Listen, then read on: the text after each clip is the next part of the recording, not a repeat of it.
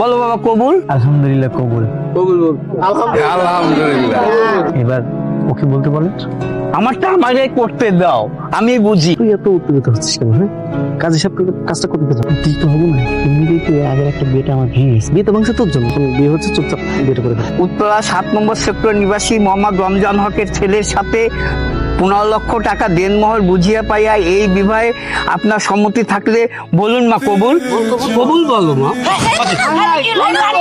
হ্যাঁ, কন্যা তো অজ্ঞান হয়ে গেছে। নিশ্চয়ই কোনো গোলমাল। আঙ্কেল শোনেন, আমি রহস্যের গন্ধ পাচ্ছি, একটু সময় দেন। দেখলে তোমার মেয়ের কার নাটক কর। কাজী সাহেব, নীরবতা যদি সম্মতির লক্ষণ হয়ে থাকে তাহলে এই যে ওর অজ্ঞান হয়ে যাওয়াটা, এটাও কিন্তু একটা সম্মতির লক্ষণ।